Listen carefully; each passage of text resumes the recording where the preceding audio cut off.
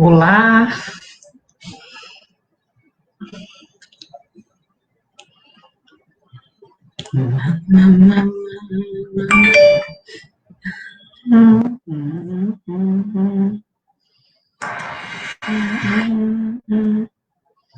Sou de Deus e trago luz. Boa noite. Fale. Olá, Lucila, tudo bem?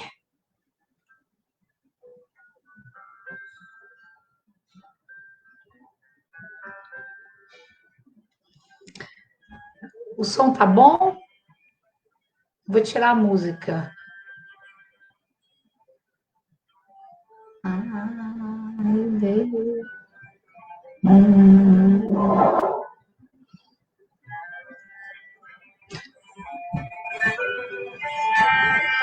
Que bom.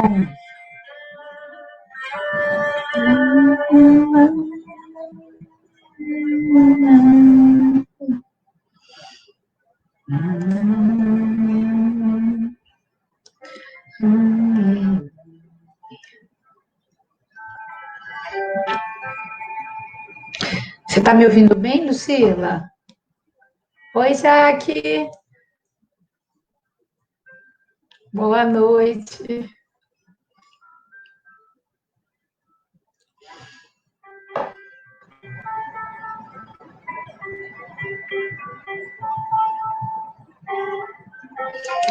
Acho que está todo mundo me ouvindo bem. Tem alguém. Que ótimo. Bom, 8:01, acho que nós podemos começar. Muito bom estarmos aqui novamente neste momento de estudo, de comunhão, de troca de energia. Agradeço muito a oportunidade. Vamos fazer a nossa prece? Senhor Jesus, Mestre amado, vós que disseste, onde houver um ou mais reunido em teu nome, lá estarias. Humildemente te pedimos, sê conosco através dos mentores, dos amigos espirituais, dos dirigentes, dos estudos no Centro Cefacis. Senhor Jesus, abençoe o nosso esforço, que na noite de hoje jamais seja feito de acordo com a nossa vontade, mas sim de acordo com a necessidade de todos aqueles que aqui se encontram, encarnados ou desencarnados. Senhor, sabemos que só o conhecimento liberta, só o conhecimento nos torna melhores em atitude, em pensamentos, pois a partir do momento que conhecemos, conseguimos processar os primeiros passos para as mudanças. Que esse conhecimento estudado possa atingir os nossos corações, ainda que no futuro não muito distante. Pai nosso que estais nos céus, na luz dos sóis infinito, Pai de todos os aflitos, neste mundo de escarcéus, abençoado seja o Senhor, que todo o universo exprime amor, luz, concórdia, esperança e paz. Com a graça de Deus, está iniciado os estudos da noite de hoje. Boa noite para aqueles que estavam chegando. Bom, dando continuidade aos nossos estudos, no capítulo anterior nós vimos ele se aproximar para entender como é que ia dar a forma de reencarnação desses espíritos de Alcione. Eles acompanharam um casal, viram como é que foi a inseminação artificial, participaram disso e fizeram algumas observações quanto à responsabilidade e algumas observações, inclusive, sobre algumas dificuldades que ele enfrentaria. No capítulo 17, cujo título é Ampliando o Campo de Trabalho, o autor vai fazer uma reflexão, bem como um recordar, porque ele vai trazer fatos históricos de muito tempo, relembrando a nossa memória. E eu não falaria relembrando a memória no sentido da história, mas ele vem nos trazer, inclusive ele usa o nós o tempo inteiro no capítulo, e vocês vão perceber o porquê. Ele vai usar nós, se referindo aos fatos como nós, não como espectadores, e sim como atores deste cenário todo. Então, ele vai fazer essa reflexão, e essa reflexão nos serve também de alerta para o momento que estamos vivenciando, que é o momento de transição. De alerta porque a reincidência no erro, ela é muito grande e ela vem de muito tempo. Nós ainda somos errantes e permanecemos no erro séculos e séculos e séculos. Então, ele vem trazer reviver dessas situações, e eu não vou conseguir passar todas, porque ele traz muitos fatos históricos de tudo isso, mas no intuito de nos alertarmos para a importância de um processo reencarnatório, nos alertarmos para a oportunidade e o convite que estamos tendo constantemente para sairmos da zona de conforto e entrarmos no processo de mudança, que requer muito trabalho, que requer muito esforço, mas não vamos desanimar por isso não, porque é para isso que nós estamos aqui. Então, eles estavam todos reunidos numa bela noite, envolvida pela prece proferida pelo benfeitor Dr. Silvio. E após a prece, ele tece alguns esclarecimentos. Ele fala que Jesus permanece nosso amigo e mentor, guia e modelo, desde os primórdios da humanidade, para nos conduzir rumo à felicidade, edificando o reino de Deus em nossos corações. Cada um de nós tem a opção de escolha. Nós temos o nosso livre-arbítrio, e essa escolha, ela é muito respeitada, mas nós também temos que nos haver com essas escolhas. Muitas das vezes, eu escolho um caminho e tenho que arcar com a consequência dessa escolha. A lei da evolução, ela é inevitável e ela é inexorável. E nós vamos usar essa lei a partir dos recursos que cada um tem. Então, assim, eu não poderia exigir que a evolução acontecesse por toda a humanidade. Eu digo assim, pensar que ela iria acontecer por toda a humanidade ao mesmo tempo. Impossível. Nem todas as águas do rio estão no mesmo nível. Vamos diminuir um pouco o campo de análise.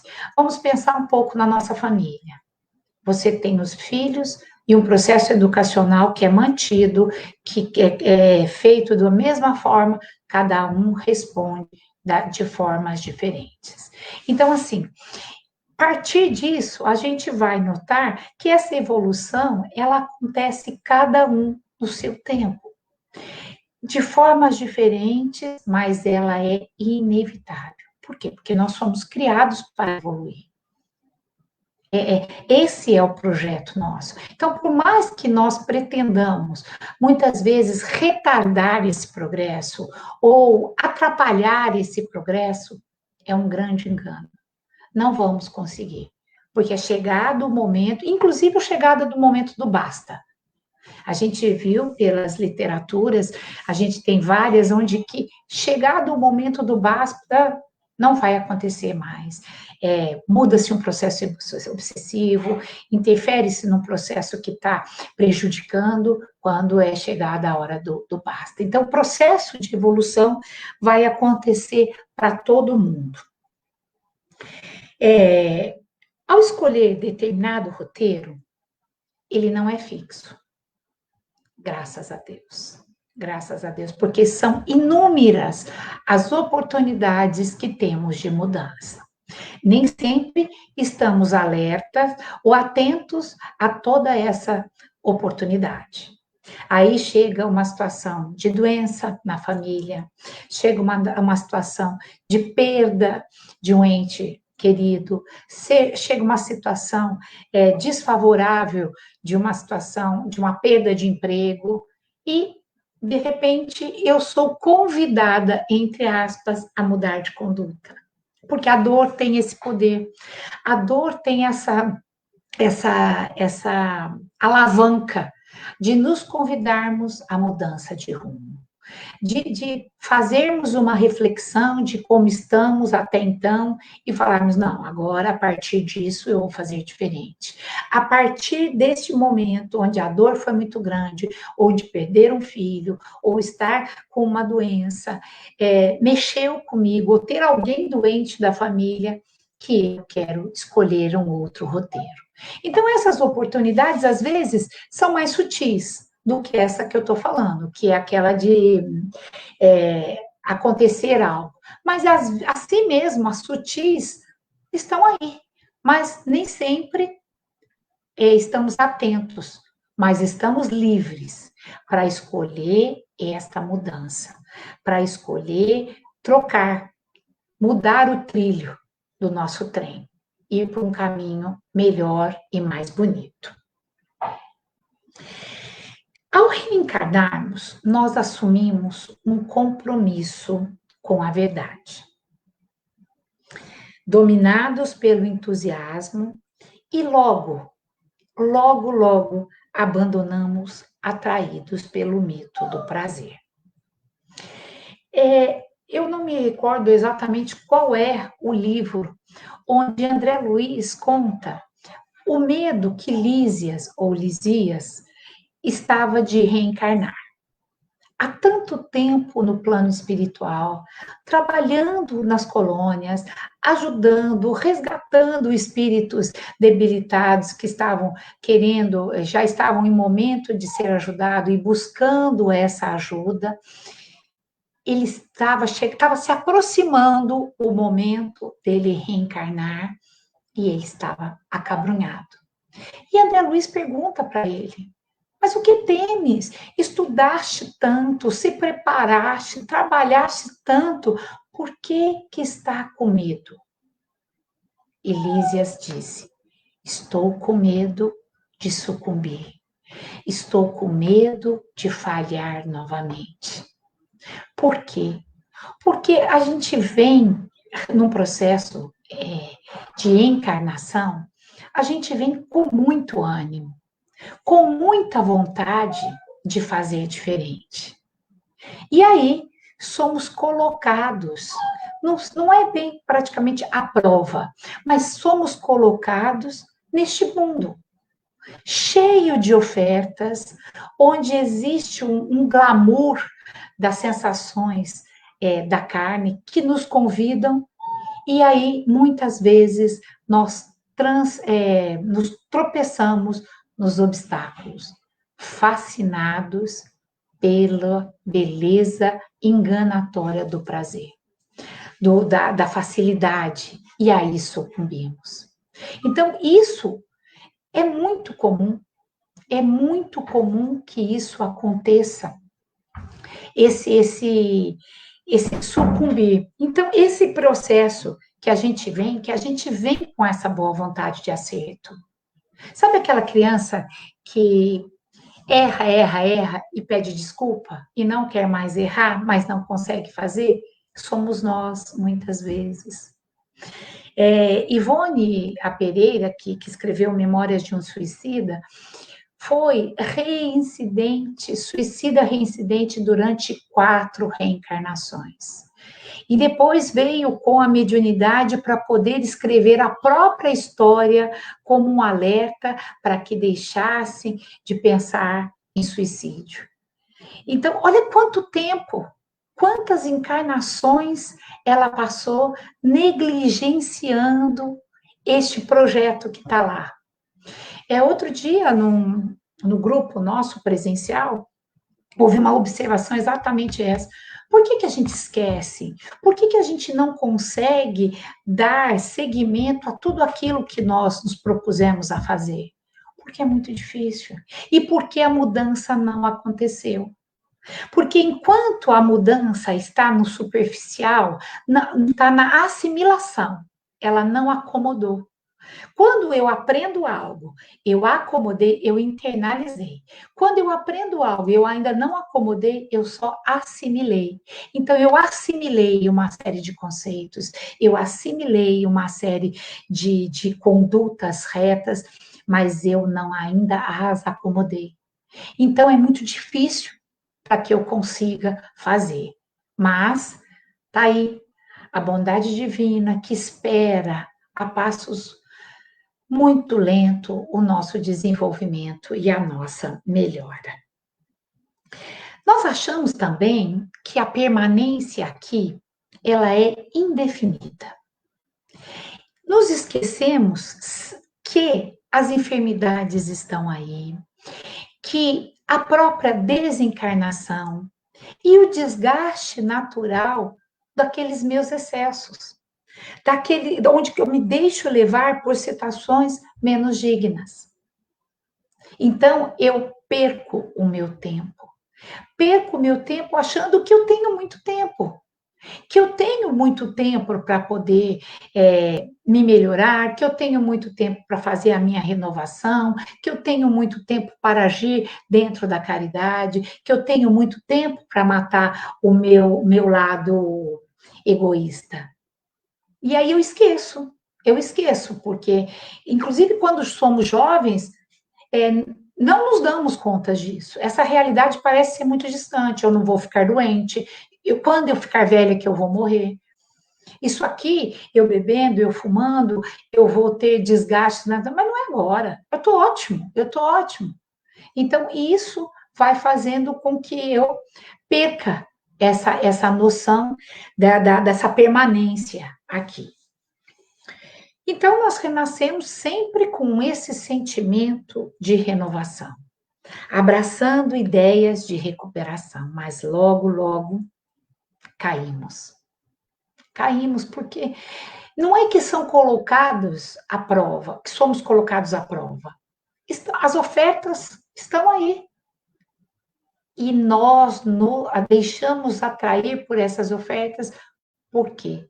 Porque ainda temos muitas mazelas, porque ainda temos muita dificuldade dessa briga interna, de falar isso aqui eu não vou, isso aqui eu não quero, isso aqui não é bom para mim. Em muitas situações ele coloca que nós chegamos até encontrar Jesus e nos fascinamos pelos seus exemplos de amor, de misericórdia, entregamos fascinados a isso, mas acabamos cedendo aos impulsos de inferioridade moral que ainda existe em nós, onde lentamente nós vamos adaptando aquilo que conhecemos com Jesus de acordo com o que mais me interessa. Então, eu faço uma interpretação daquilo que seria certo ou errado de acordo com aquilo que me convém. Então, quando eu estou diante de uma briga e é mostrado que eu deveria ter paciência, que eu não deveria reagir, eu jogo a culpa no outro. Quando eu sou agredida e devolvo, eu jogo a culpa no outro. Sempre me eximindo de responsabilidades que muitas vezes são nossas. É essa adaptação que muitas vezes nós fazemos de acordo com o nosso olhar, de acordo com aquilo que é o meu nível de interesse, e não realmente fazendo a verdadeira entrega, a verdadeira mudança. Em nome desse amor e de Jesus, atos hediondos foram encobertos e outros praticados. Através da indulgência, do pagamento em dinheiro, acabava-se perdoando dentro da igreja. A história também vem nos relembrar de aventuras de loucura, mostrando as cruzadas, os tributos do Santo Ofício, a Inquisição, a perseguição daqueles que não compartilhavam das mesmas ideias que a gente. E aqui, olha, ele já começa a falar nós, não compartilhavam com as nossas ideias.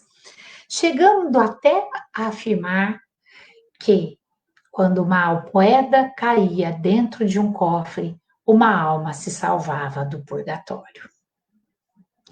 Na Península Ibérica, seguindo o exemplo de outros países, em hegemonia à Igreja Católica e fidelidade ao Papa, utilizamos de vários recursos para permanecer o domínio político, cultural, religioso, expulsando das suas terras aqueles que eram considerados hereges, somente por não aceitarem a nossa verdade. Tudo isso em nome de Jesus e em nome do seu amor. Esses atos, apesar de parecerem muito distantes, eles foram praticados pela gente. Ninguém quer pensar nisso. Quando a gente tem a filosofia reencarnatória, a gente quer imaginar que nós fomos bons, que nós não fomos, não. Nós estávamos dentro deste cenário. A gente não consegue hoje se imaginar nesses atos, ou dentro, ou se comprazendo desses atos, mas somos nós. Por quê? Porque a evolução ela é muito lenta. Salvo alguns que conseguiram, dentro de um processo encarnatório, a mudança, como Paulo de Tarso, como outros que conseguiram arrancar esse homem velho de dentro e se transformar, a evolução é muito lenta. Por tudo isso que a gente falou, a oferta é muito grande, o primitivismo ainda há em nós temos muita dificuldade e ainda hoje nós percebemos essas ações em nós. Quando somos agressivos, quando revidamos, quando odiamos, quando não perdoamos, quando nos comprazemos que aquele que se diz inimigo nosso tenha uma queda. Pode ninguém ver, pode ninguém estar ciente de tudo isso, mas ainda este lado está em nós. Por isso que a reforma íntima é algo muito trabalhoso, porque basta que eu tenha algo, porque, como a gente já falou, ser tranquilo no centro é muito bom.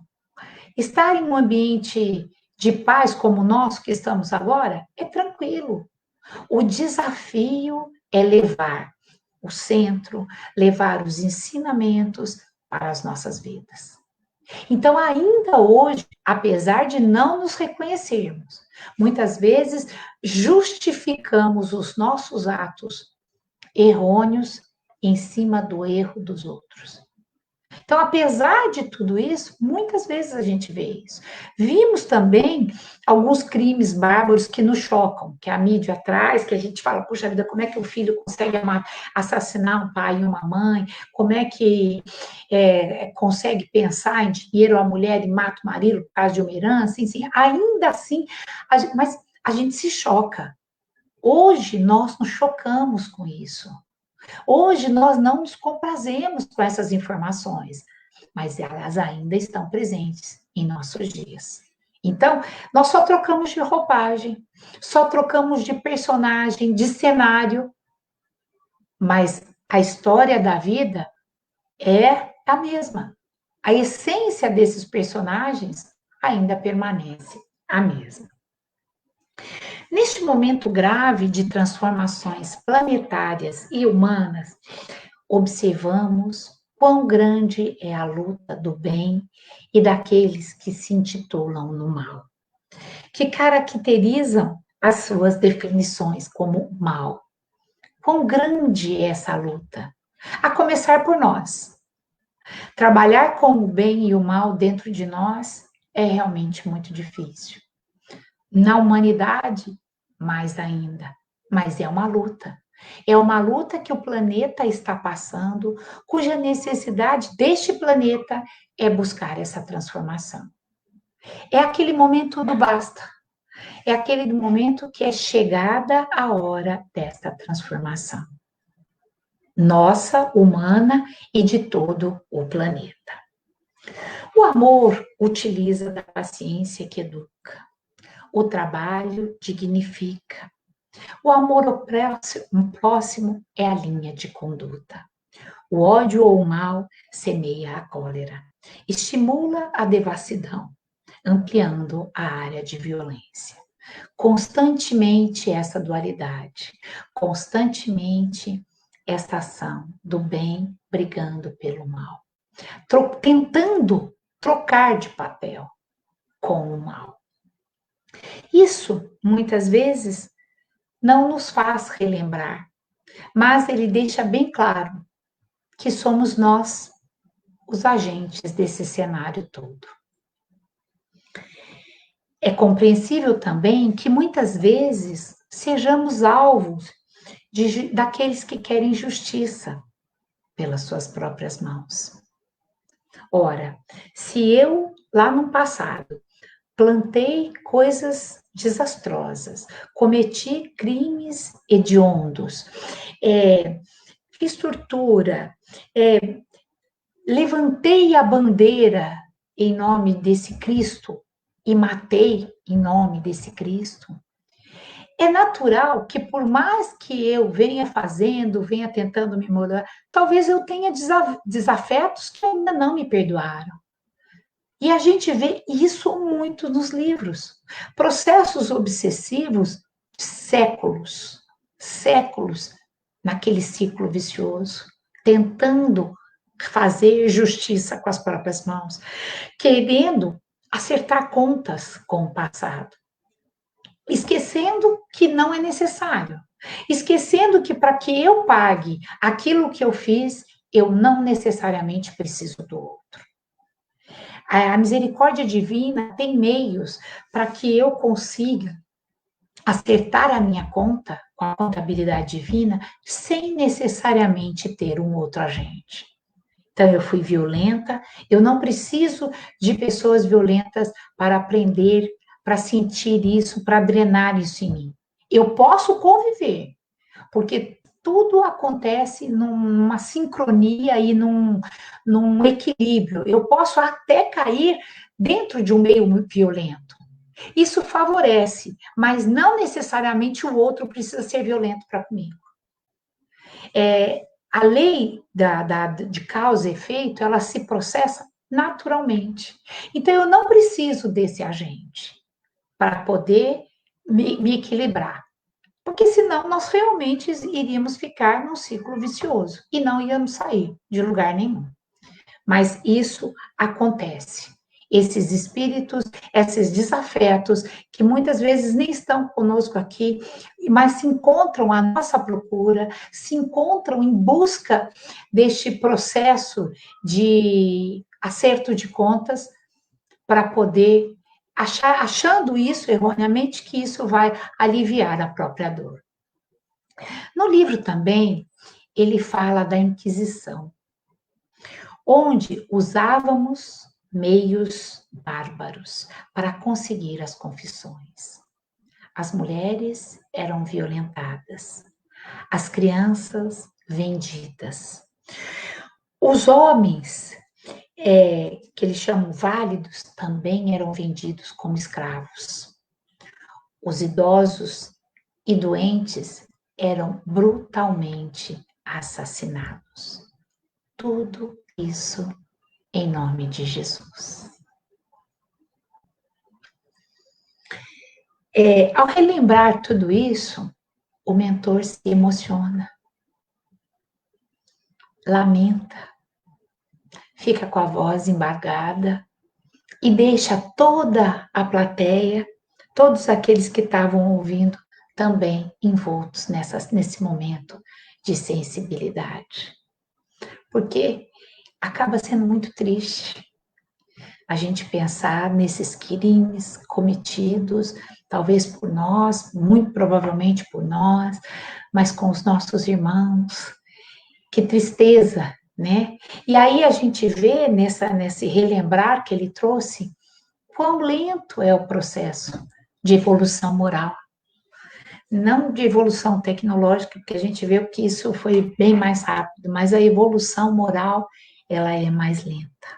E isso ainda acontece um desequilíbrio, porque as duas asas têm que estar iguais. A asa da inteligência, a asa da moralidade, elas têm que caminhar juntas. E nós chegamos no momento onde parece que tudo não tem mais jeito. Em qualquer setor que nós olhemos, as dificuldades existem. É o político corrupto, é o abuso do poder, das forças que deveriam gerar a paz, a permissividade nos meios escolares, nos meios artísticos. É chegado realmente o momento onde a gente se pergunta.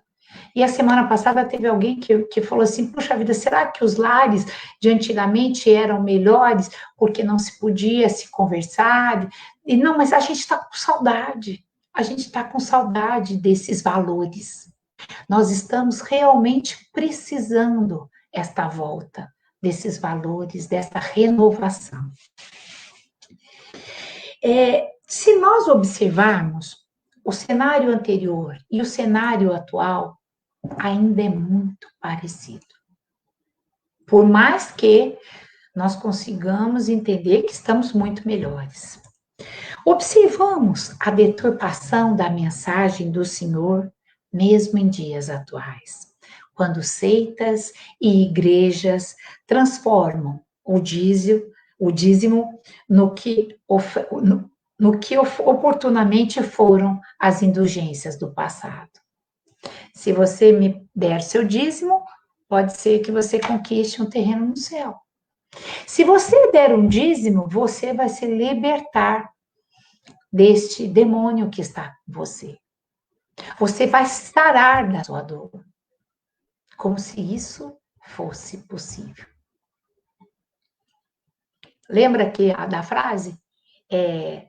Comentava-se que quando uma moeda caía no cofre, uma alma saía do purgatório. A Igreja Católica sofre com o desequilíbrio de alguns dos seus membros que praticam a pedofilia, vivendo uma conjectura extremamente aflitiva e desequilibrada, mas com poder ainda. Não perdeu o seu poder temporal que desfruta há mais de 17 séculos. E como estamos? Como estamos nós, os discípulos do Espiritismo? Como estamos nos comportando?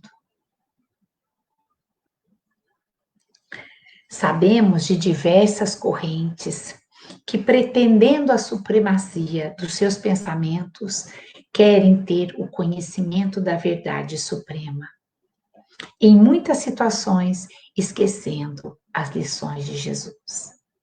Os falsos profetas, aqueles que querem interpretar, valorizando o seu ego, valorizando a sua pessoa. Surgem constantemente médiuns agressivos, insensatos, como o próprio exemplo de João de Deus e tantos outros. Temos ainda dentro do Espiritismo, além dos médiuns equivocados, as más atitudes, as interpretações errôneas dos preceitos kardecianos. Se a gente parar para pensar, essas paixões humanas viciosas permanecem ainda em predomínio.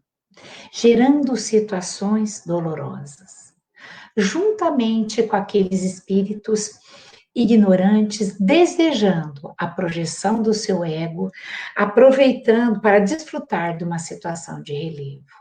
Então, assim, estamos nós neste momento, somos ligados, porque a gente basta um lapso de um pensamento para nós nos conectarmos com espíritos com o mesmo nível nosso.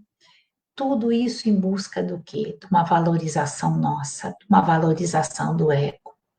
Esquecendo que a proposta não é ser espírita, cristã, católico, protestante, evangélico. Esquecemos de tudo isso. A proposta é ser cristão, porque religião é rótulo. E sempre, ainda nesses dias, vão haver esses equívocos. Em nome desta doutrina, em nome daquilo que eu professo. Por quê? Porque isso é criado pelos homens. A religião e a interpretação e o seguir ainda é dos homens. Porque quem é o nosso modelo e guia, senão Jesus? É Ele que nos convida para esta mudança, para deixarmos de cometer esses equívocos. E esses processos obsessivos que nós vimos em todas as situações, acontecem também em todas as religiões. Não cabe só ao meio espírita, não. É que eles definem de formas diferentes. Mas são espíritos que pensam, que querem aproveitar dessa minha vaidade, que querem aproveitar deste momento, ou para levar a palavra errada, ou para deturpar. Então, isso está presente em todos os meios. Muitos, quando chega determinado ponto da encarnação, ao se ver próximo à morte, acreditam na transformação imediata. Vocês já repararam que pessoas que quando estão ficando doentes ou quando estão envelhecendo ficam boazinhas? Porque no fundo acreditam que com essa mudança momentânea eles vão ter a conquista mentirosa do paraíso. Porque no fundo eles temem. Nós temos essa filosofia do juízo final. Será que quando eu morrer eu vou para o céu ou será que eu vou para o inferno? E aí eu acho que, de repente, neste momento onde eu estou muito próximo a isso, se eu me transformar momentaneamente, porque é uma mudança que não acontece assim, eu posso conquistar a tão ilusão do paraíso. Esquecendo que o paraíso e o inferno não têm um lugar circunscrito, mas tem um estado dentro de mim. Eu posso estar no inferno e posso viver no paraíso. É um estado de espírito. Então, eu não dependo deste lugar. Mas, para muitos, isso ainda existe. E aí, neste medo, pensam que podem conquistar. A semelhança dos tempos do cristianismo primitivo, torna-se imprescindível a volta a Jesus. Voltar para os valores. Voltar para o amor ao próximo, para o espírito de solidariedade, para a fraternidade cristã, para o perdão, se faz necessário. Nós estamos cansados.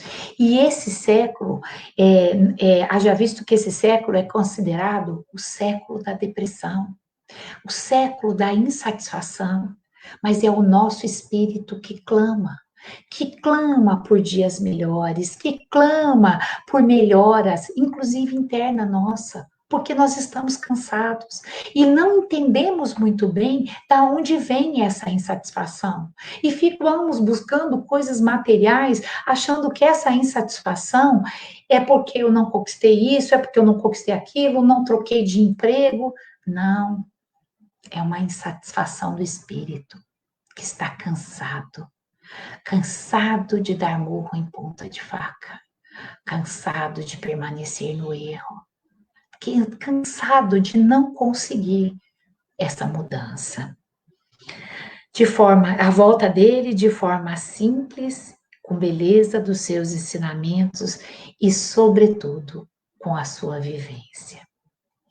Para finalizar essa reflexão, o Dr. Silvio alerta a todos aqueles espíritos que estão encarregados do serviço do Senhor e da preparação para os novos tempos, de trabalhar em consonância com os companheiros de jornada carnal, e sugere a renovação feita desde agora, passo a passo, reconstruindo o mundo moral em toda parte, no coração de todos, de onde procede palavras boas ou palavras e atitudes más. Ele convida e, ao mesmo tempo, alerta de trabalharmos neste momento de mudança. Então, ele faz um convite de reforma íntima. De reforma íntima, onde nós vamos passo a passo, entrando, participando, agindo dentro deste processo de transição planetária, começando por nós, começando por nos melhorar, em consonância com esses espíritos que já estão aqui no orbe do planeta, tentando modificar, tentando melhorar a áurea espiritual. Porque a gente sabe que esse processo de transformação não vai ser da noite para o dia. A gente sabe que é um processo lento, mas ele fala, comecemos agora, passo a passo. E ele também alerta, não é uma tarefa fácil. Quando se trata de valores de enobrecimento, de transformações radicais, de desequilíbrio para ordem do erro para o progresso. Ora, se fosse fácil, nós talvez já tivéssemos até em estado melhor, porque na verdade isso, eu falo inclusive de uma observação, o Espiritismo, ele faz essa análise com a gente e nos convida a esta mudança todo o tempo. E a gente vê que algumas pessoas não só têm medo dessa mudança, como se sentem incapazes. E aí acabam abandonando. Então fala-se, o Espiritismo dá muito trabalho, porque eu tenho que melhorar, eu tenho que modificar. Não, eu não tenho nada. Eu não tenho absoluta nenhuma ordem. Eu tenho um convite. E aquele que vai conhecendo, vai entendendo que chegada a hora deste conhecimento, perpassar para o meu coração. E perpassando pelo meu coração, eu consigo mudar de atitudes. Então ele fala, e não é uma tarefa fácil, mas não é impossível. Basta que arregacemos as nossas mangas, que nos coloquemos como agentes e não como pacientes à espera de que o outro melhore para que eu melhore. Não, eu vou melhorar e logo, portanto, o outro vai também, vai resvalar no outro. Todos empenhados no programa traçado pelo mestre. Confiemos, não cedendo espaço às frivolidades e nem às insinuações permissivas que o mal propõe. Ele faz essa observação, eu achei até que ele foi muito, olha, eu pensando no outro, mas eu achei que ele fosse, não é uma tarefa fácil, não, é uma tarefa muito, muito, muito difícil esse processo de mudança, mas ela não é para a gente desanimar, porque a gente está fazendo o nosso papel, nós estamos tentando, olha ali, já visto que estamos aqui reunidos, tentando estudar, tentando descobrir, tentando... Ainda que seja muito pouco dentro da nossa ficha pregressa, porque nós não sabemos, não temos condições de lembrar toda a nossa ficha pregressa, mas nós também não podemos desanimar. Podemos sim fazer um dia, tentar um dia, e Santo Agostinho, que chegou numa transformação muito rápida, porque ele foi um devasso, ele foi um promíscuo, ele desrespeitava, ele desvalorizava, ridicularizava a mãe, que era uma religiosa, que era uma cristã. Quando ele se converteu e quando se transformou, ele foi um daqueles que fez uma proposta que quase que é o pai da psicanálise, pode assim dizer, onde ele propõe uma mudança diária. Ele não propõe que nós reformemos a nossa casa íntima da noite para o dia, mas ele nos propõe uma mudança que é acessível a todos. Como foi o meu dia hoje? O que eu fiz hoje? Será que aquilo que eu fiz foi legal? Puxa, não foi. Nossa, que vergonha. Como é que eu pensei aquilo? Como é que eu falei aquilo? Puxa vida, eu vou tentar amanhã não fazer dessa forma. Então, quando você começa a ler esse capítulo, eu no começo fiquei assim, nossa, quanta coisa que a gente fez, e é realmente um pouco desanimador. E quando ele fala dessa dificuldade, ela existe sim, ela é real, mas nós não vamos desanimar. Nós estamos aí para fazer esse trabalho diário de mudança, porque nós já estamos. Não sei se todos estão cientes, mas nós já estamos na transição planetária. E estamos fazendo parte, não é por acaso. Então, temos a chance de podermos fazer, junto com esses espíritos, essa mudança. E, por fim, ele faz a seguinte observação: Jesus, hoje como ontem e amanhã como hoje, é o nosso lema. Vencedor dos tempos, ele aguarda que a sua mensagem seja realmente vivida, conforme Nola ensinou pelo seu exemplo. Não há outra alternativa, senão avançar rumo da vitória sobre as tendências inferiores.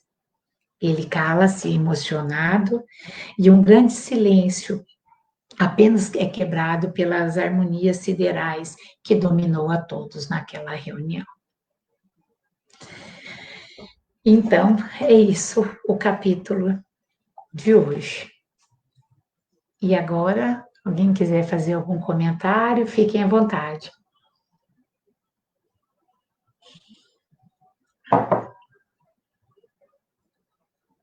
Falar alguma coisa? Nós estamos chegando praticamente no final do livro. É o capítulo 17, são 22 capítulos, agora provavelmente já deve entrar na terceira parte. Eu não me lembro, mas devem ser agora, nesses últimos capítulos, a terceira parte, que é a briga com as trevas, que é a terceira parte daqueles espíritos que querem atrapalhar este momento de transição. Fiquem à vontade, gente. Se quiser tecer algum comentário, é sempre bem-vindo.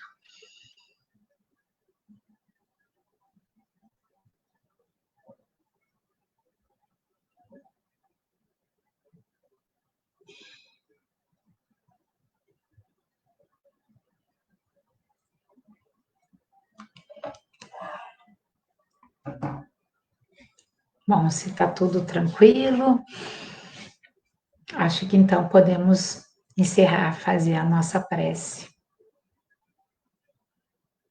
Vamos lá, então? Senhor Jesus, quão grande é o seu amor, que acompanha o nosso processo evolutivo tão lentamente. Mestre amado, obrigada pelo seu infinito amor. Obrigada pela doutrina que tanto nos ampara, nos esclarece e nos ilumina. Que esta paz que nos envolve possa atingir a todos neste planeta. Sabemos que a força do pensamento unido é muito maior. Sabemos que ainda representa uma gota num oceano, pois a humanidade está sedenta do seu amor, do seu amparo, da sua compaixão.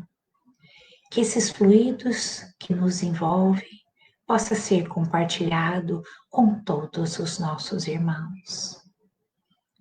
E, se permitido for, possa ser dividido também com nossos familiares. Obrigada, Senhor Jesus, por acreditar na nossa mudança. E obrigada, sobretudo, por nos ensinar qual é o caminho para esta mudança. Senhor, que todos tenhamos uma boa semana em paz e tranquilos. Com a graça de Deus, está encerrado os estudos da noite de hoje. Louvado seja Deus. Tem uma observação aqui. Deixa eu ver como é que é. É possível que um desencarnado inicie o processo obsessivo anos depois do desencarne? É possível. Às vezes ele fica naquela ideia fixa, até que ele reencontre o desafeto, pode ser que passem muitos anos. E como encontrar esse desafeto?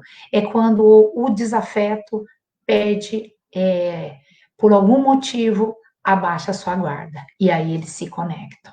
Mas é possível sim. É possível que inicie um processo anos depois. Eles ficam, às vezes, vagando naquela ideia fixa de querer encontrar, de querer se vingar. Aí o outro vem, reencarna, e eles ainda estão distantes, mas a hora que o outro, por algum motivo, abaixa a guarda, eles se conectam e aí inicia um processo obsessivo. Que, muitas vezes, é visto que o obsessor é o vilão. Mas nós esquecemos que o obsediado foi o vilão de ontem. Então, o obsessor de hoje é aquele que cobra o que o obsediado fez ontem. Então, são duas vítimas, dois necessitados, dois que precisam ser amparados. E muitas vezes o processo, às vezes obsessivo, é até uma necessidade de ajuste entre eles. É claro, como eu falei, não precisa de ter um obsessor para que o outro possa se equilibrar e acertar as contas, mas às vezes acontece isso. A gente vê muito isso nos mensageiros, mensageiros não missionários da luz, que era por um tempo, estava naquele processo obsessivo por uma necessidade desse ajuste entre eles. Não sei se consegui responder suas perguntas, Sueli.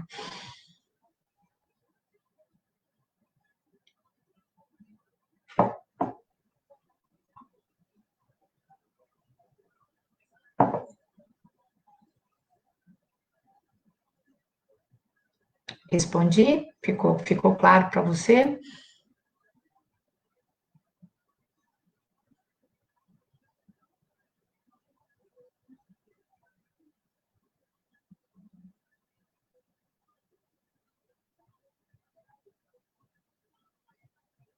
Ah, que bom, que bom. Mais alguma coisa?